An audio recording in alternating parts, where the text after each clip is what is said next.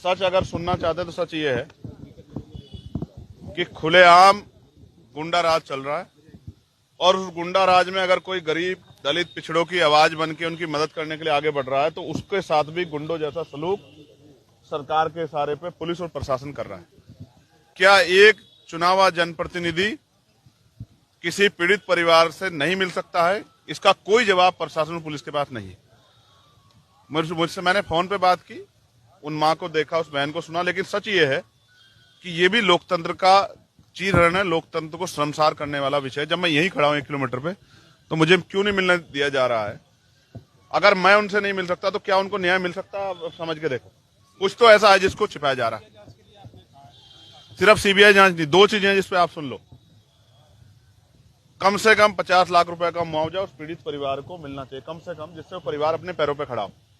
उसके परिवार को एक सरकारी नौकरी मिलनी चाहिए, क्योंकि वो मरने का हकदार नहीं था। उसने तो मेहनत से पैसे कमाए, जिन लोगों ने उसको लूटा। और अभी जब मैंने परिवार को वीडियो कॉल में देखा तो 4 लोग उसके साथ दिखाई दे रहे हैं। तो जब तक इस घटना की, इसको दूध का दूध पानी का पानी करने के लिए सीबीआई जांच नहीं होगी, तब तक पता नहीं लगेगा। और मैं आपके माध्यम से कहना चाह रहा हूं, चाहे मेरठ की घटना हो या मुजफ्फरनगर की, ये दोनों घटनाएं, इन दोनों घटनाओं में जिस तरह का व्यवहार पुलिस का, प्रशासन का आम जनता के प्रति रहा है, उससे मैं ये मानता हूं कि ऐसी स्थिति में न्याय नहीं होगा। हम जल्द अपने साथियों से बात करके कमजोर वर्गों की पंचायत जो है वो चाहे मुजफ्फरनगर में करें या मेरठ में करें, जब तक हमारी मांगे पूरी नहीं होगी हम उस पंचायत को चलाएंगे। ये पंचायत इसलिए होगी क्योंकि अगर वो हमें हमारे परिवार से नहीं मिलने देंगे तो हम अपने परिवारों को खुद अपने साथ बिठाकर उनके न्याय की लड़ाई को लड़ेंगे। आपसे बात हुई है पीड़ित परिवार से, क्या कुछ कहा? वो अपनी बात कह रहे थे, लेकिन उसके साथ उनकी आंखों से लगातार आंसू भी बह रहे थे, क्योंकि वो इस बात को भी कह रहे थे, जब हमारे प्रतिनिधि को हमसे मिलने नहीं दिया जा रहा है तो हमें न्याय कैसे मिलेगा? ये बात उनकी सही है। आप 300 मीटर से यहां से पकड़ लेगी पुलिस उनको। मैं कोई अपराधी हूं? देखिए 8-10 मर्डर कश्यप समाज के हो चुके हैं, 8-10 मर्डर आज तक सरकार ने क्या वीडियो कॉल पे बात करना, क्या वो किसी दूसरे देश में जो वीडियो कॉल बात करवानी पड़ रही है? ये सरासर जो है लोकतंत्र की हत्या है और ये सरासर किसी चीज को किसी छिपाने का, उसको किसी दूसरी तरफ मोड़ने का प्रयास है। उनको पता है मैं जाऊंगा तो क्या होगा, जब मैं अपनी बहन का हाथ पकड़ूंगा तो उनको संबल प्रदान होगा, उनको हिम्मत प्रदान होगी। और वो जो बात फोन पे नहीं बता पाती क्योंकि पुलिस के अधिकारी कर, शायद वो मुझसे बता पाती। देखिए मैं ये कह रहा हूं, आप मुझे मेरठ जाने से रोक रहे हैं, आप मुझे सोनू कश्यप के परिवार से मिलने से रोक रहे हैं, जो मेरा ही परिवार है।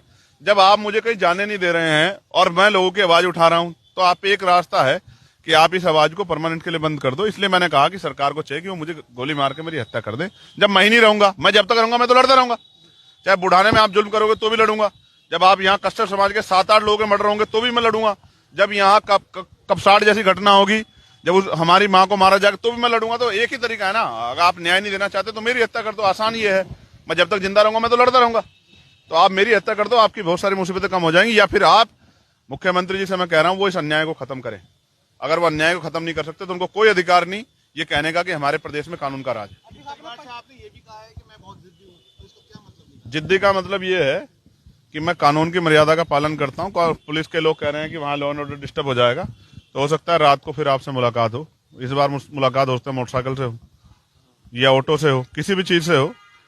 मैं अपने परिवार से मिलूंगा तो जरूर, ये बात ध्यान कहा कि भाई हम महापंचायत करेंगे, आपको पीड़ित परिवार से तो मिलने नहीं दिया जाएगा, महापंचायत पर रोक नहीं लगेगी? अब मैं फिर कह रहा हूँ करो, आएगा ना पूरा समाज आएगा। आज तो मैं बिना बताया है ना, पूरा समाज आएगा।